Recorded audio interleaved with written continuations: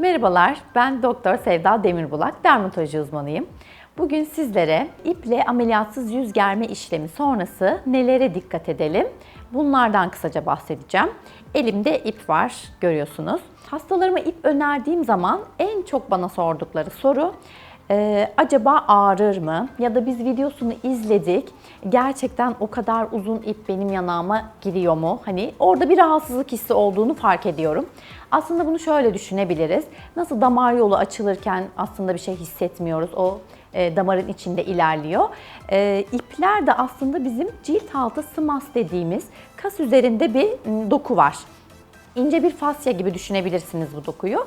O dokuda ilerliyor. Yani burada bir damarlanma olmadığı için sinir ağı bu yapının aslında iki tabaka altında büyük sinirlerimiz geçtiği için biz burada herhangi bir ağrı hissetmiyoruz. Bunu öncelikle belirtmek istiyorum.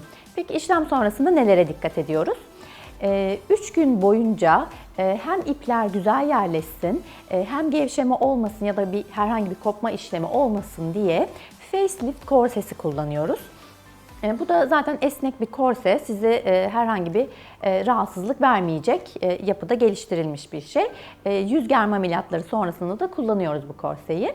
Sonrasında bir hafta süreyle ben yine de özellikle yüzüstü yatan hastalarımızda akşamları gece yatarken özellikle yine korseyi takmalarını tercih ediyorum. Birinci dikkat etmemiz gereken şey bu iplerin kopmaması. İkinci dikkat etmemiz gereken şey de lokal enfeksiyon riski her zaman için var steril çalışmamıza rağmen.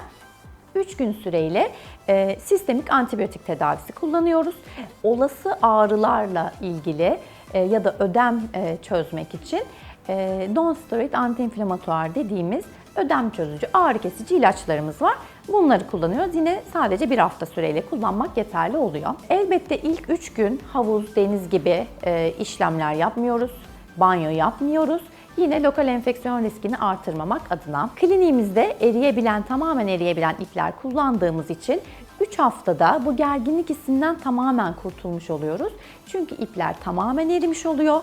Erirken de kolajeni uyardığı için ince kırışıklıklardan kurtuluyoruz ve cildimiz daha sıkı, daha parlak, daha dinamik bir yüz haline gelmiş oluyor. Sonuç olarak iple yüz germe işlemi ağrılı bir işlem değildir. En çok sizin sorularınız bu yönde oluyor. Lokal anesteziyle uyuşturduğumuz için herhangi bir ağrı hissetmiyoruz.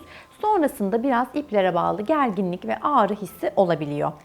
Ama dayanılmayacak bir ağrı asla değil. Sonrasında bir 3 gün ya da bir hafta süreyle dikkat etmemiz gereken kurallarımız oluyor. Bunlardan bahsediyoruz. Bir ameliyat işlemi olmadığı için, genel anestezi almak zorunda olmadığınız için konforlu da bir uygulama aslında. Eğer sizlerde ameliyat işlemi gerektirmeyen bir sarkma probleminiz varsa ya da ameliyattan çekiniyorsanız her yaştan kadın ve erkek hastaya uygulayabildiğimiz iple yüz askılama tedavisinden faydalanabilirsiniz. Bu haftalık anlatacaklarım bunlardı. Detaylar için kliniğimize ulaşabilirsiniz. Görüşmek üzere.